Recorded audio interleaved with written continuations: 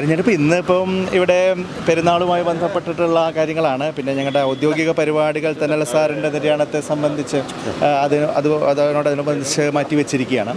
പക്ഷേ ഗൃഹസന്ദർശനം അടക്കമുള്ള പരിപാടികളും ആ നിലയിൽ അനൗപചാരികമായിട്ടുള്ള പ്രവർത്തനങ്ങളുമാണ് ഇന്ന് നടക്കുന്നത്. ഏതായാലും നിലമ്പൂരിനെ സംബന്ധിച്ച് UDF-ന് 100 അല്ല 150% വിജയപ്രതീക്ഷയിലേക്ക് കാര്യങ്ങൾ വന്നു കഴിഞ്ഞിരിക്കുന്നു.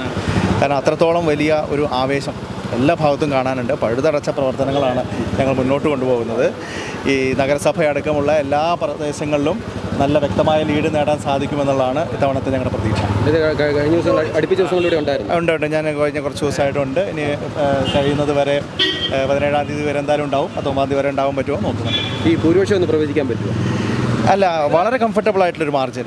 എനിക്ക് തോന്നുന്നൊരു 20,000 വോട്ടോടടുത്ത ഭൂരിപക്ഷം തീർച്ചയായിട്ടും നമുക്ക് നേടാൻ സാധിക്കുമെന്നുള്ളതാണ് എൻ്റെ ഇവിടെ പ്രതീക്ഷ. ബാക്കി ജനങ്ങളുടെ കയ്യിലാണ്. ഭൂരിപക്ഷം ആ നിലയ്ക്ക് പ്രവചിക്കുന്നത് ശരിയല്ല. അപ്പോൾ ഞങ്ങളുടെ വർക്കുമായിട്ട് ബന്ധപ്പെട്ടും ഞങ്ങൾ ഫീൽഡിൽ ഇറങ്ങുമ്പോൾ കിട്ടുന്ന റെസ്പോൺസുമായിട്ട് ബന്ധപ്പെട്ടും ഉണ്ടാകുന്ന ഒരു ഫീഡ്ബാക്ക് എന്ന നിലയിൽ പറയാൻ സാധിക്കും. വളരെ കംഫർട്ടബിളായിട്ട് പാലക്കാട് ജയിച്ച പോലെ, പുതുപ്പള്ളിയിലും തൃക്കാക്കരയിലൊക്കെ ജയിച്ചതുപോലെ ഇവിടെയും ഞങ്ങൾക്ക് ജയിക്കാൻ സാധിക്കും. ഒത്തിരി താങ്ക് യു.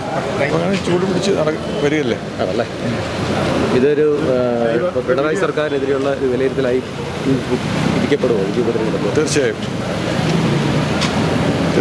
വിജയത്തെ എങ്ങനെ കാണുന്നു? നിലവിൽ ആര്യാട ഷൗക്കത്തിൻ്റെ നല്ല ഭൂരിപക്ഷത്തിൽ ജയിക്കും. നല്ല ഭൂരിപക്ഷം സാർ ഉണ്ടായിരുന്നു ഇവിടെ? കഴിഞ്ഞ ദിവസങ്ങളൊക്കെ ഉണ്ടായിരുന്നു. എങ്ങനെയാണ് പെരുന്നാളൊക്കെ? അതാണ് കേരളീയം. എല്ലാ വീടുകളും സന്ദർശനം വിജയപ്രതീക്ഷയിലാണ്. ഉറപ്പല്ല, അതിപ്പോൾ ചോദിക്കേണ്ട കാര്യം. സർവേ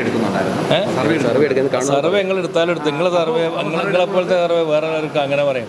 സർവേ എന്നല്ല, ഈ പ്രാവശ്യം പമ്പിച്ച അഞ്ചക്ക കാര്യങ്ങൾ പുറത്തു വരും.